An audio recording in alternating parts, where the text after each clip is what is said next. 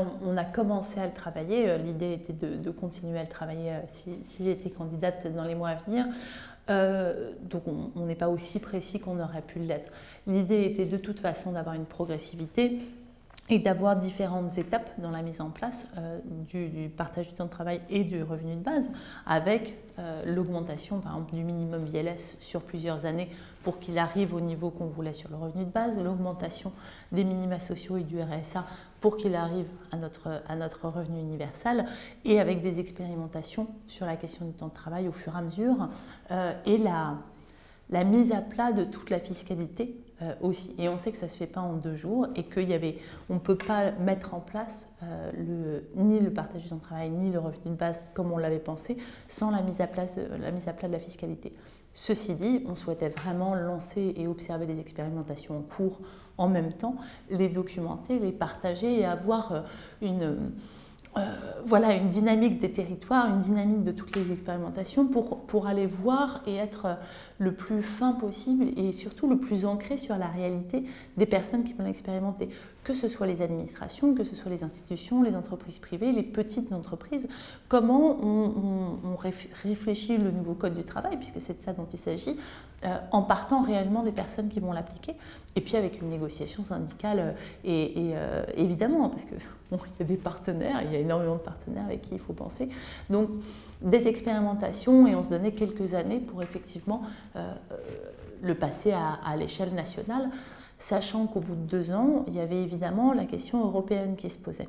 Et d'avoir aussi de porter la question du revenu universel et évidemment du partage du temps de travail au niveau européen, à l'occasion des élections et à l'occasion de notre position au sein de l'Union, qui pouvait être une position forte pour porter un nouveau contrat social européen.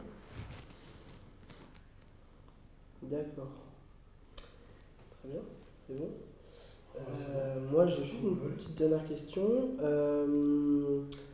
Donc, ce projet, il a été construit avec les mouvements sociaux, les mouvements citoyens, excusez-moi, plus généralement.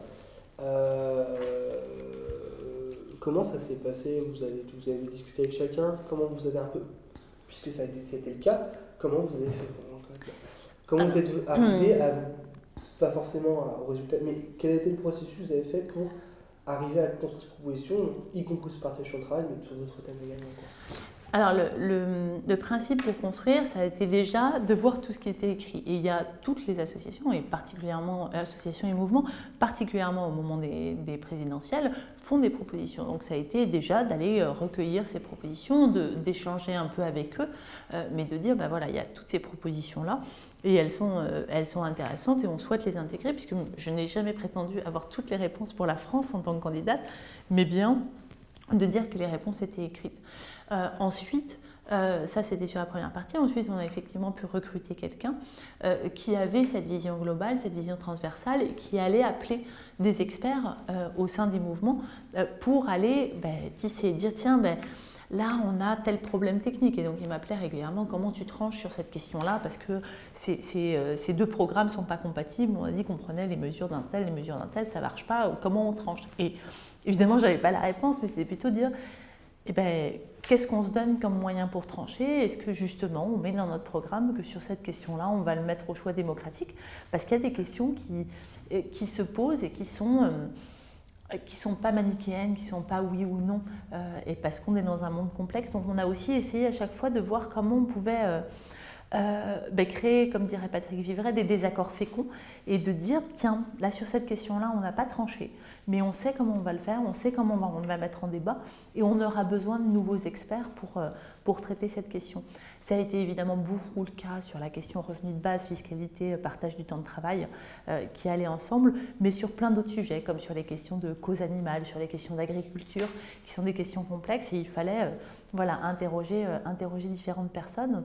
On a rencontré le plus de mouvements possibles, les entreprises de l'économie sociale et solidaire également, enfin voilà, des gens très divers, les CGPM, parce que c'était important aussi de ne pas parler que dans l'entre-nous, les passants nous ATD Carmonde, des gens qui travaillent directement avec, par et pour les publics les plus vulnérables, on va dire les personnes les plus fragiles, et à chaque fois voilà, d'essayer de faire la synthèse. Et heureusement, on avait quelqu'un qui avait voilà, la capacité intellectuelle de mener tout ça.